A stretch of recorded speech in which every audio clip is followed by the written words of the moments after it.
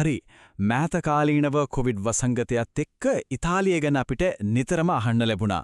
හැබැයි සිතියමේ තියෙන ඒ සුපුරුදු සපත්තු හැඩියෙන් එහාට ගිය ලෝකයේම වෙනස් කරපු මේ අපූරු යුරෝපියන් රාජ්‍යයේ ඇතුළාන්තය මොකක්ද? අපි අද මේ විස්තරාත්මක විග්‍රහයෙන් ඒ සැඟවුණු සර ගණනාවකින් යුත් කතාව දිගහරින්න යන්නේ. අපේ ගමන පියවරෙන් පියවර යන්නේ මෙන්න මේ විදියටයි.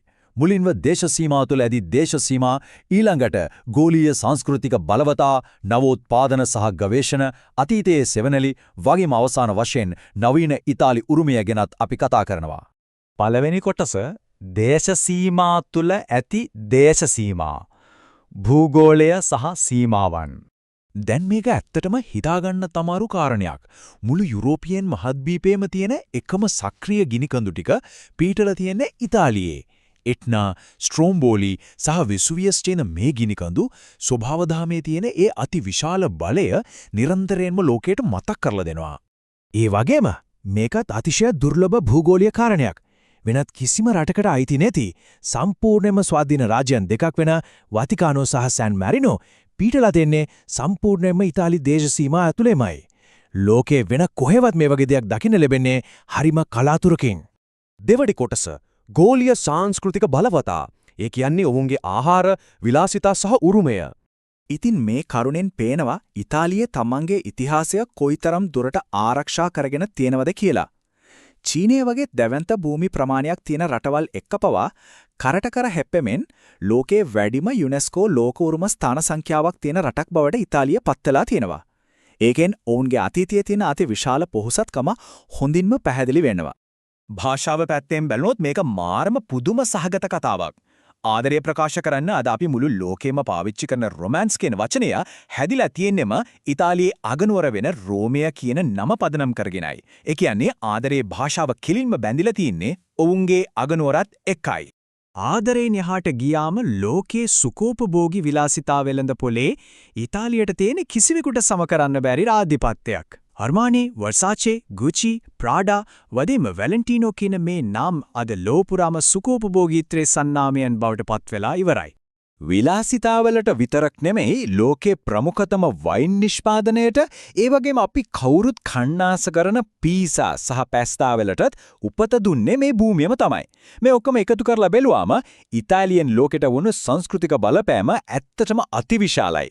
තුන්වෙනි කොටස නවෝත්පාදන සහ ගවේෂණය. ඒ යටතේ ඉංජිනේරු විද්‍යාව සහ අදහස්. නූතන සංගීතයේ අඩිතාලම විදිහට සැලකෙන පියානෝව, ගිටාරය සහ වයලීනය කියන මේ ප්‍රධාන සංගීත භාණ්ඩ හැම එකකම මූලාරම්භය ඉතාලි ජාතිකයන්ගේ නිර්මාණ දක්වාම දිව යනවා කියන එක කොච්චර අපූර්වද. හැබැයි ඔවුන්ගේ මේ නිර්මාණශීලීත්වය කලාවට විතරක් සීමා වෙන්නේ නම් නැහැ. අන්නේ නිර්මාණශීලීත්වයම මහපාරට ආවම මොකද වෙන්නේ? ෆෙරාරි, ලැම්බෝගිනි, මසරාටි, අල්ෆා රෝමියෝ වගේ ලෝකයේ තියෙන මිල අධිකම සුපිරි ක්‍රීඩා මෝටර රථ බිහි වෙනවා. වේගයේ සුකෝපභෝගීත්වයේ එකට කැටි කරපු මේ ඉංජිනේරු තාක්ෂණය ඉතාලියටම විතරක් ආවේනික උදයක්. අතීතයේ දිහාට හැරිලා බැලුවොත් මේක තවත් විස්මයජනකයි. ගෝලීය ගවේෂණ කරපු කොලම්බස් සහ මාර්කෝ පෝලෝ, කලාවෙන් මයිකලාන්ජලෝ, තාරක විද්‍යාවෙන් ගැලිලියෝ ගැලිලි, ඒ වගේම බැටරිය සහ රේඩියෝව ලෝකයට හඳුන්වලා දීපු විද්‍යාඥයන්. මේ වගේ දැවැන්තින් ඔක්කොම බිහිවලා තියෙන්නේ මේ එකම අර්ධද්වීපය ඇතුළෙන් කියන එක ඇත්තම අදාහගන්නත් අමාරුයි නේද? හතරවෙනි කොටසට යමු අතීතයේ සෙවණලි ජන විකාශ සහ අඳුරු පරිච්ඡේද. ඉතිහාසය ගැන කතා කරද්දී අපි අනිවාර්යෙන්ම අහගන්න ඕන ප්‍රශ්නයක් තියෙනවා. ඓතිහාසික මිත්‍යාවන් සැබෑ ඓතිහාසික යථාර්ථය එක්ක කොහොමද ගැලපෙන්නේ?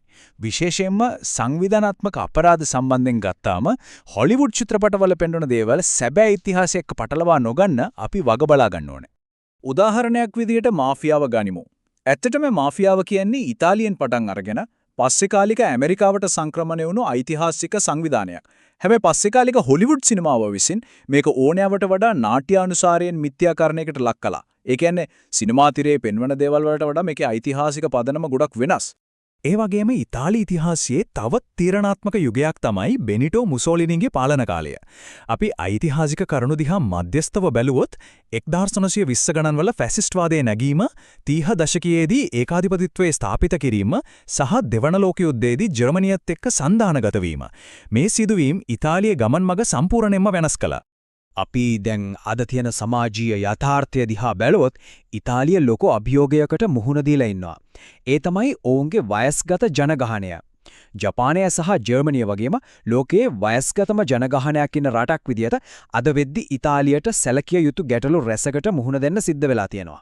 පස්වෙනි සහ අවසාන කොටස නවීන ඉතාලි උරුමය. ඉතින් මේ හැමදේම කතා කරාද පස්සේ මේක නම් ඇත්තටම අපූර්ව උත්ප්‍රාසයක් කියලා හිතෙයි. අධිවේගී ෆෙරාරි මෝටර රථ, එව නැත්නම් ගුචි වගේ ඉහළ පෙළේ විලාසිතාවලට මුළු ලෝකයම දන්න මේ රටට ඉතාලියා කියන නම ලැබිලා තියෙන්නේ කොහොමද දන්නවද? ඒක හැදලා තියෙන්නේ වස්සන්ගේ භූමිය නැත්නම් තරුණ ගවන්ගේ භූමිය කියන අර්ථය දෙන පැරණි ගෝත්‍රික වචනයකින්. ඔවුන්ගේ අතීතයයි වර්තමානයේ අතර තියෙන වෙනස මේකේ මාර්ව ලැසනට පේනව නේද? ඔන්න ඉතින් මේ ඔක්කොම දැනගත්තට පස්සේ අපිට එක දෙයක් ගැන හිතන්න ඉතුරු වෙනවා. අද අපේ මේ නවීන ලෝකය, අපේ එදිනදා ජීවිතය මේ තරම් ගැඹුරට හැඩගස්වලා තියෙන්නේ ඉතාලි ඉතිහාසයේ, නවෝත්පාදනයේ හෝ සංස්කෘතියේ කොයි අංගයෙන්ද? ඒක අපේ කැම මේසට එන පීසා එකද, දුරකථනයට බලය දෙන බැටරියද, එමත් නැත්නම් ලෝකය වෙනස් කරපු ඒ දවන්ත චින්තකීන්ගේ අදහස්ද? අපේ මේ විස්තරාත්මක විග්‍රහය අවසන් කරද්දී ඒ ගැන තවදුරටත් හොයාලා බලන එක අපිටම බාරයි.